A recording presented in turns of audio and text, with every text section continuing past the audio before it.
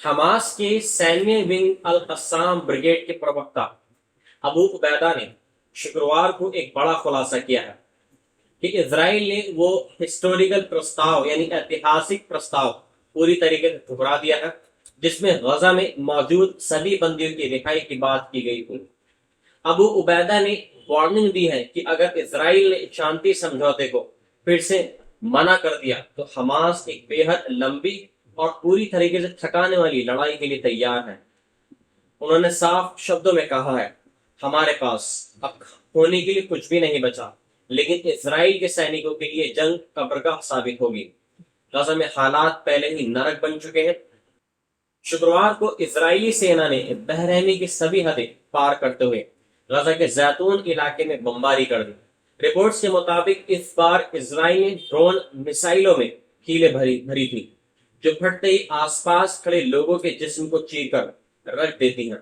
एक ही दिन में 41 फिलिस्तीनियों की जान चली गई, इनमें छोटे मासूम बच्चे और महिलाएं भी शामिल थीं। इसके अलावा होली फैमिली चर्च पर भी हमला किया गया, जहां विकलांग बच्चे और परिवार शरण लिए हुए थे। गजा की स्वास्थ्य मंत्रालय ने बताया कि अक्टूबर 2023 से अब तक लगभग 58,700 से ज्यादा फिलिस्तीनी नागरिक मारे जा चुके हैं। मरने वालों में सबसे ज्यादा महिलाएं और बच्चे हैं।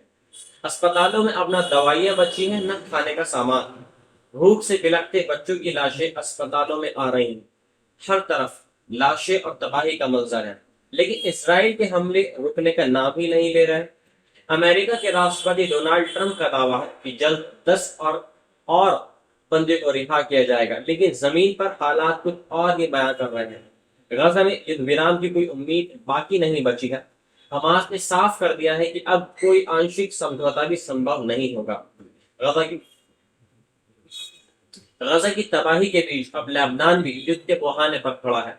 हिजबुल्लाह के डिप्टी लीडर नईम कासिम ने इजराइल और अमेरिका को पूरी तरीके से खुली चुनौती दे दी है। नईम कासिम ने ऐलान किया है, हम अपने हथियार नहीं डालेंगे। अगर हमने हथियार छोड़े तो इसराइल पूरा लेबनान ही निकल जाएगा। अमेरिका की कोशिशें फेल होती दिख रही हैं क्योंकि हिजबुल्लाह अपने रुख पर अडिग है।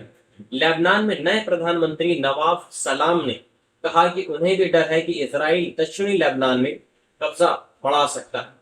इसराइल लगातार लेबनान की सीमा के पास सैन्य तैनाती बढ़ा रहा है। इसी बीच खबर है कि इसराइल रफा के मलबे पर एक नया कंसंट्रेशन कैंप बनाने की तैयारी में है, जहां फिलिस्तीनियों को कैद किया जाएगा। दुनिया भर के मानवाधिकार संगठनों और संयुक्त राष्ट्र की चेतावनी के बावजूद इसराइल रुकने को तैयार ही नहीं है। अंतर्राष्ट्रीय आपराधिक न्यायालय यानी आईसीसी ने नेतन्याहू और पूर्व राष्ट्रपति अंतर्राष्ट्रीय आपराधिक न्यायालय आईसीसी ने नेतन्याहू और पूर्व रक्षा मंत्री पर युद्ध अपराध के आरोप में गिरफ्तारी वारंट भी जारी किया है। इसके बावजूद नरसंहार बदस्तूर जारी है। गजा, दक्षिण लेबनान और पूरे मिडल ईस्ट में अब हालात पूरी तरीके से विस्फोटक बन चुके हैं।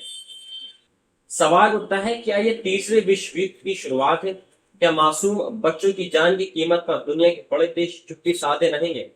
ये इस बार इसराइल को अंतर्राष्ट्रीय मंच पर अपनी ही करतूतों का हिसाब देना पड़ेगा।